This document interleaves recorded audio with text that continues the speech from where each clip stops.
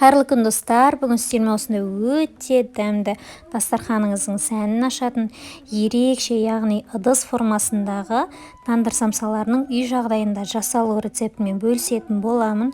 Өте жылдам және де тез жасалатын рецепт. Сондықтан видеоны міндетті түрде соңына дейін қарап, лайк басып, комментарий қалдырып, арнама жазылып алуды ұмытпаңыздар.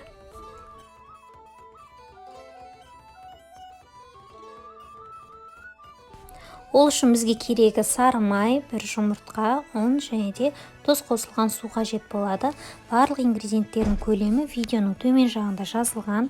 Ең бірінші ұнымызға және бөлме температурасында тұрған сары майымызды салып, осылай қолымызбен жақсылап тұрып ұнмен араластырып аламыз. Мінекей осылай дайын болады. Енді осының үстіне бір жұмыртқамызды саламыз да тура майды араластырғандай қолмен араластырып шығамыз.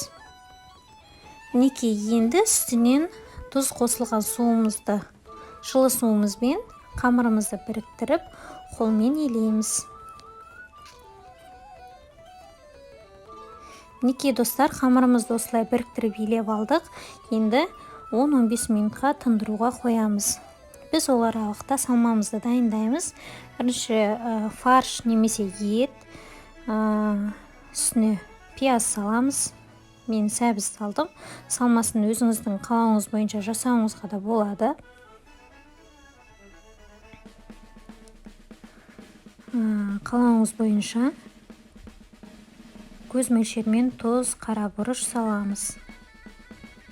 Мінекей жақсылап араластырып дайындап аламыз. Енді самсамыздың формасын жасауға көшеміз. Мінекей қамырымыз 15 минуттай тұрды, жақсылап иіқанды. Енді осындай ұзыншақ формаға келтіріп, осылай бөліп аламыз.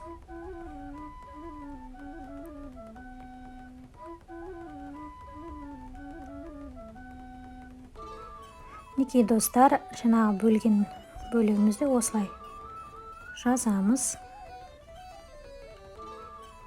Өте жұқа болып кетудің қажеті жоқ, өте қалың да болмау керек. Ортасына салмамызды саламыз. Мінекей енді осылай формамызды келтіреміз. Мінекей осындай астына бір жағына қайырып, артық ұнын осылай алып тастаймыз. Мінекей енді кішкентай ғана қып бір жайма жаямыз да жұқалауы, оның үстіне жаңағы жасап алған салмамызды салған формамызды үстіне қоямыз. Мінекей енді қалған тағы бір жайымнан осындай кішкентай қиқымдар қиып аламыз да қолмен ысқылау арқылы осылай иіреміз.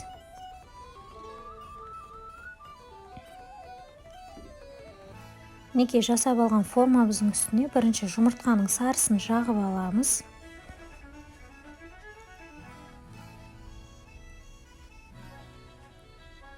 Енді оның үстіне осылай қолмен иіру арқылы осындай мінекей жаңа жұмыртқа жаққан жерімізге осылай қоямыз. Оның үстінен тағы да жұмыртқаның сарысын жағамыз.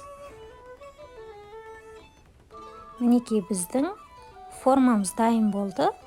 Келесі барлық самсаларымызды осы формамен жасаймыз. Видеоны мұқият қарап болсаңыздар, мінекей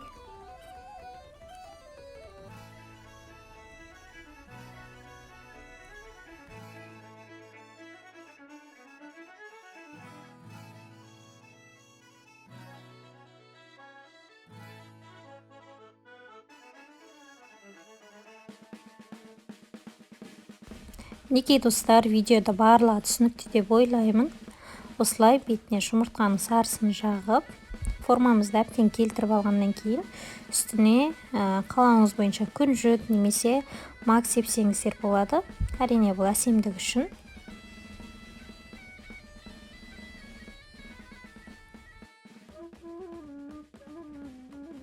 Осылай барлық формамызды дайындап аламыз да қызып тұрған пеште 200 градуста 30-35 минутта пісіріп аламыз.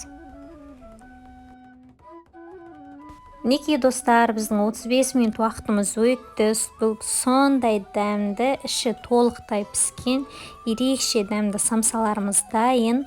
Осы рецепт арқылы міндетті түрде үйде жасап көріңіздер.